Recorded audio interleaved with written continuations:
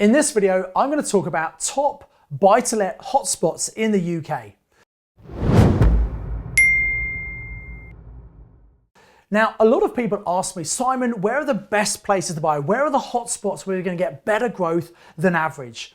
And it's an interesting question, but you know what? Generally, I don't like to recommend hotspots. What I'm going to do in this video, I'm actually going to teach you how you can work out for yourself where are the best places you should invest. And that's what we're going to cover in this YouTube video.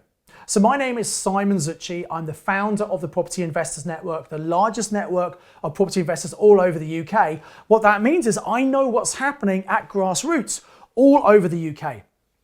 And I do know there are certain areas that are doing very, very well right now. So I know some of the top hotspots, but rather than tell you, I'm going to help you work it out for yourself. And here's the reason why.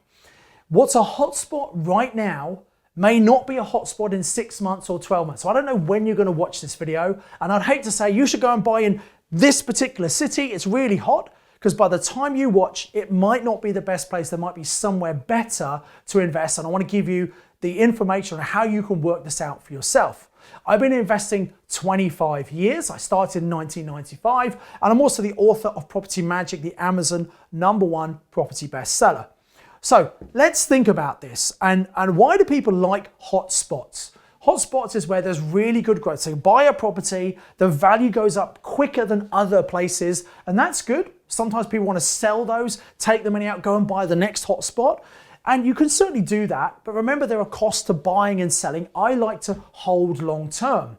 So actually, if you think about it, you might have really good growth in an area, then another area, but if you hold it over the long term, in the UK, we see generally property prices double about every 10 years. Now, it doesn't happen every 10 years. It depends on which 10 years you look at. If you bought at the peak of the market last time in 2007, some properties, everything crashed down. Some only have just come up to where they were at 2007. 10 years later, some had more than doubled at that point. So it kind of does depend on where you are around the country as well.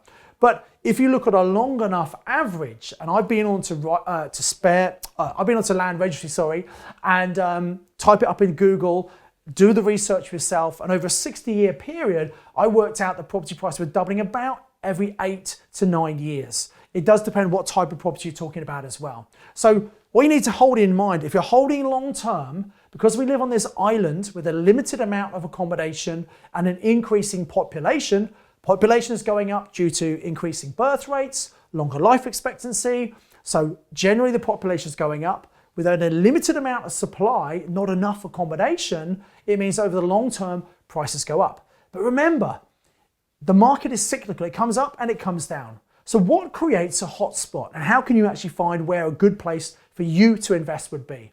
Well, personally, I believe the very best place you should be looking first of all to invest is where you live or where you work. Why? Well, you're going to understand in that area what's a good area, what's not such a good area, where do people want to live, where don't they want to live, because when you're buying an investment property, it's not just about the long-term capital growth you're going to achieve. You want to make sure you can easily rent it out and get a great cash flow from that property.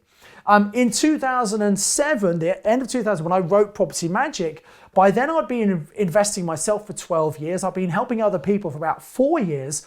And I noticed that I had made some mistakes, because when I started, there were no videos like this. I was kind of learning on my own through trial and terror, getting things wrong.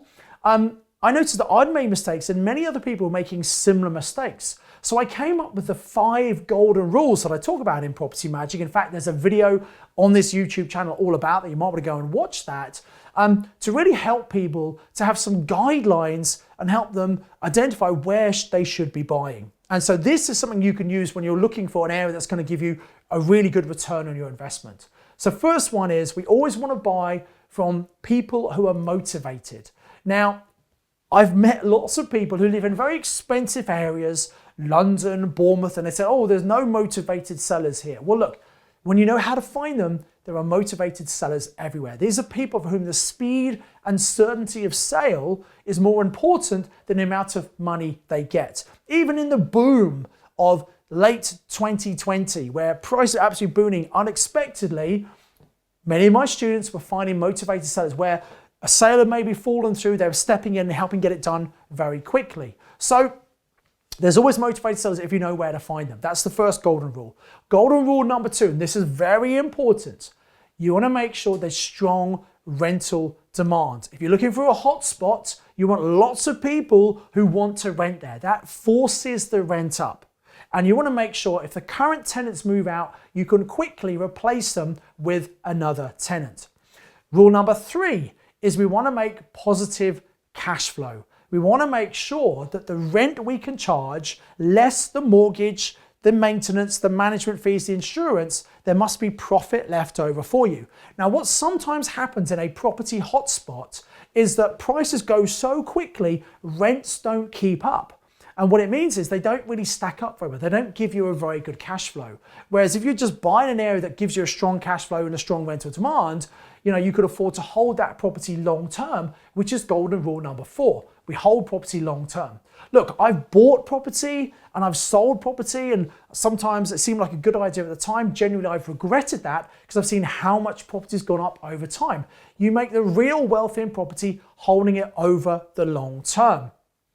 And then rule number 5 is always have a cash buffer, some money put aside to cover unexpected things that happen that may not be covered by insurance. Because if something goes wrong, you'll know to fix it in the property and get it rented out to someone very, very quickly. If a property's not got a tenant, if it's not bringing money in, that is a liability instead of an asset. An asset is something to put money into your pocket. A liability is something that takes money out of your pocket. Your rental properties should be an asset. So rather than trying to look for hotspots, look for properties in areas where you can meet all 5 of those golden rules. Buy for motivated sellers, buy in an area of strong rental demand, buy for positive cash flow, buy for long term, and finally have a cash buffer. Now, let me help you identify some areas where you might get high demand for rental and also, because of that, a high increase in property prices.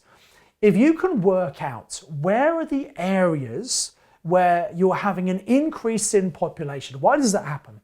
Well, sometimes we see universities relocate and come and locate themselves in a new town or new city. And that means you've got a lot of students who are studying there, you've got staff who are teaching there, and suddenly there's an increased demand for accommodation in that area, rents go up, and so will values of property. Also, where they're building new hospitals or they're extending hospitals, you're going to see an increased demand for accommodation there.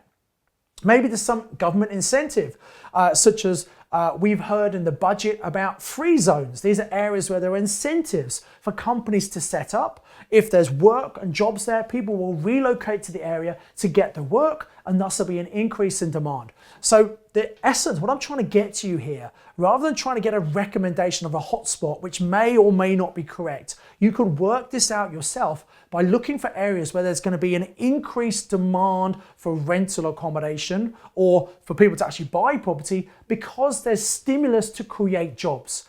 The opposite of that, if you like, is where we see areas go down in value, is where maybe there's an industry and the industry dies. We've seen this, unfortunately, in many of the northern cities where they've been relying on mining coal or creating steel. And unfortunately, due to competitive reasons, it's not so as economic to do it in the UK, and some of these businesses and industries shut down. Suddenly, lots and lots of people are unemployed.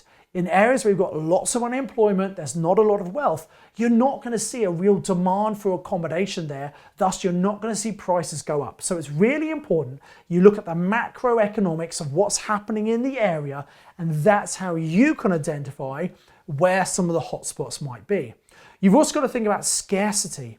You know, if you have a property that's close to water, maybe it's close to a river or by the seaside, for example, these are sometimes more desirable properties because obviously there's only a limited amount that has the view of water. If you're buying close to water, very important to check things like flooding zones. We do get flooding, and if you have a property in a flood zone area, it might be difficult to get insurance on that property. So that's something to look out for when buying property close to water. But actually, water is quite a desirable thing. And remember, there's a limited amount. So anything there's scarcity. In some certain parts of the world where you have a city like Hong Kong, Singapore, they've only got a very small amount of space. And so actually space is at a premium. In city centres, there's a limited amount of space available, it's at a premium. That's why it costs more to live in a city centre than generally out in the suburbs. So think about where is there going to be an increase in population, and that's going to be sustained. I've got some clients in Australia and in Perth. Perth was a real mining town. And north of Perth, there were whole settlements set up to support people who were working in the mines. The property prices absolutely boomed as people flooded in. And then when the mining industries were affected, it was no longer cost effective to mine from there, suddenly no one wanted to live there and property prices came down. So just be aware of short-term boosts. You want a long sustain. So things like building hospitals, universities, things that are going to be there for a long time, enterprise-free zones, areas that have got grants and companies coming and building big factories and things. Those are the places where you want to generally invest. You're probably going to see better capital growth there than you will in other areas. And one final tip for you, I've been investing in property for 25 years. I've got single lets, I've got HMOs, I've got freehold, I've got leasehold. And my personal opinion, it's just my personal view here, I feel that the houses I have had better capital growth than the apartments that I've had. Now, people buy apartments, people like to live in apartments because they're nice and easy, they don't have gardens to look after. As an investors, they can be a very attractive opportunity for us. The problem with apartments is that first of all, we have to pay a service charge normally to the freeholder. That's to pay for the communal lights and electricity and cleaning and maintenance, those kind of things. So that's extra money out of our cash flow. Sometimes the freeholder may not look after the internal decoration of the building as much as you'd like, so that might affect your value as well. Whereas if you have a freehold property, you're in control of it and you can do things to add value to that property. So my personal preference, I prefer freehold to leasehold. And generally, houses are freehold and apartments are leasehold. That's not always the case, but that's a general rule of thumb. I've seen much better capital growth for my houses than I have from my apartments. So what I'm doing, I'm generally selling some of my apartments, taking the money out, paying the tax, reinvesting in houses. Now, London is a little bit different because most of the accommodation there is apartments. But apart from that, pretty much everywhere else around the UK, my personal sentiment is houses generally have better capital appreciation. And the reason for that is there's generally a bigger demand for houses because you might like to live in a rented flat for a while, but if you want to have a family or have a pet or you want a slightly bigger accommodation, people tend to move into smaller houses. So my final tip here for you, and it's not advice, it's just my personal view, I think houses generally make better investments than apartments. So I hope you've enjoyed this video. I hope you found it useful and stimulating. And I hope it's shown you how you can find hotspots in the UK. Start with where you live. If that doesn't work, you can look further afield, looking for that area where you've got an increased demand for accommodation because it's stimulated by employment. That's the key you want to look for. If you like this video, please tick like. If you're not subscribed to the channel, why not subscribe to the channel? We've got lots of great videos out with lots of fantastic content to help you become a more successful investor. So please subscribe and hit the bell, and then you will be able to get notified of every time we bring a video out, which is at least once a week, sometimes twice a week, brand new video content for you. So as ever, I'd encourage you to invest with knowledge, invest with skill. Thanks for watching the video. I hope you've enjoyed that video. I've set up the next video I think you should watch, having just seen this one. Click on the link now to watch that video. And also, if you click on the link just below here, you can access our Property Investor Network meetings. Come to your very first meeting as my guest. Normally £20, but click on the link below, come to your first one just to check it out as my guest at no cost.